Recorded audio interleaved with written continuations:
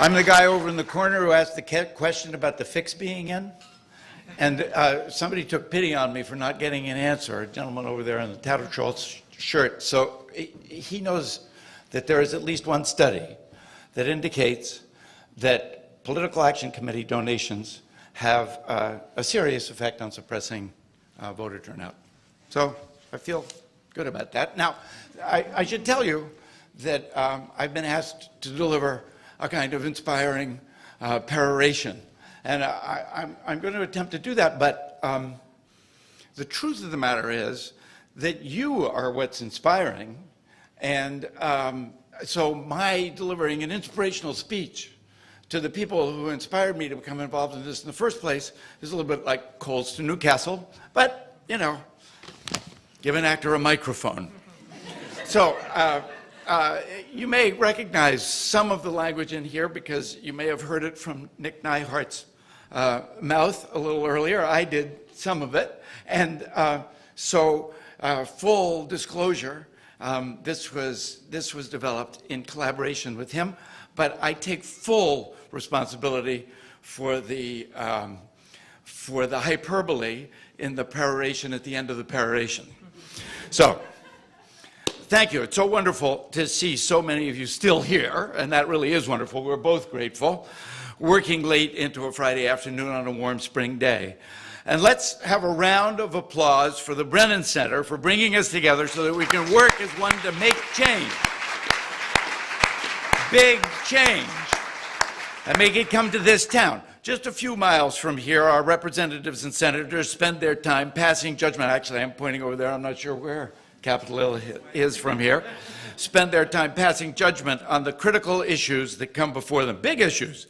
Issues that determine how we live and die. Education, finance, food and trade, the resurrection of the economy, growing jobs, healthcare, taxes, war and peace.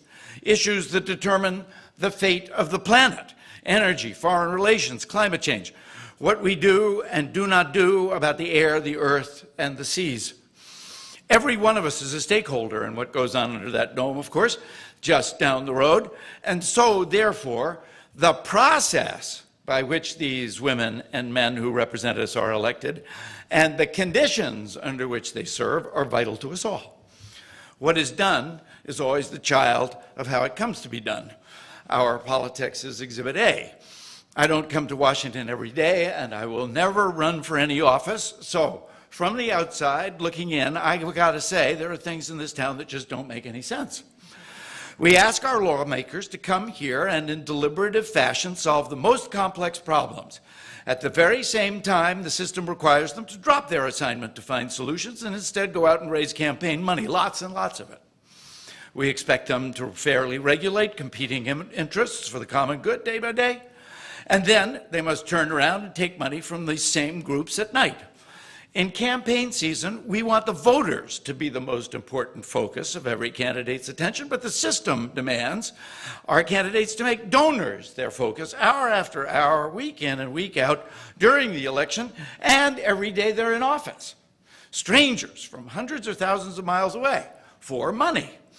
We want our politicians to be leaders, and we make them beggars. We want to live in a democracy. We turn our elections into auctions. It gets worse every 2 years as new fundraising records are set. As Senator Dick Durbin says, the present system is simply unsustainable. So, you're all here to make things right. That's very good. United in an effort to win public financing through the Fair Elections Now Act. Visionary groups are represented here that have tirelessly worked this issue day and night for years, and that are in it until we win.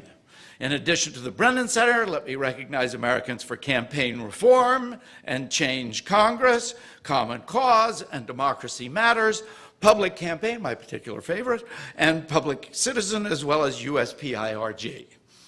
For this movement and for this bill, we have extraordinary leaders on the Hill. Assistant Majority Leader Dick Durbin and Arlen Specter in the Senate, and Democratic Caucus Chair John Larson and Republican reformer Walter Jones in the House, all serving as lead sponsors. I've met with Senator Durbin and Representative Larson and can tell you that they are fully committed to bringing fair elections to passage.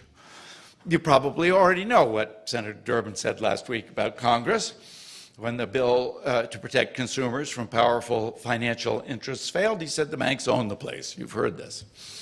This roll call of leaders wouldn't be complete without recognizing Representative Chellie Pingree, who came here to conspire with all of you today. She's as fired up as anyone on this issue. She's seen the fair election system firsthand in Maine. She knows it works. Finally, we've had the White House represented here today through Norm Eisen from the White House counsel's office. What a change it is to have a friend in the White House on these issues. A reason for us to hope and to be audacious in what we aim for. Thank you, Norm, for being here. This is formidable political leadership.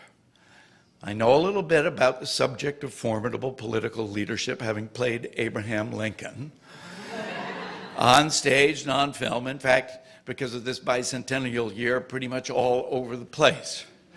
I was bound to learn a little something about the nature and power of great political leadership. But political leaders need troops, and they need noisemakers, which is where we come in. Lincoln wouldn't have been able to do what he did had there not been an abolitionist movement and a great popular willingness to volunteer and to fight for the Union. Nor did the first leaders of the United States act on their own, but with the support of citizens across the country ready to throw off British rule.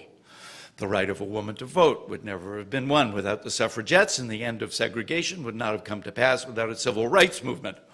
All these efforts had a common goal: more democracy, and that's ours too.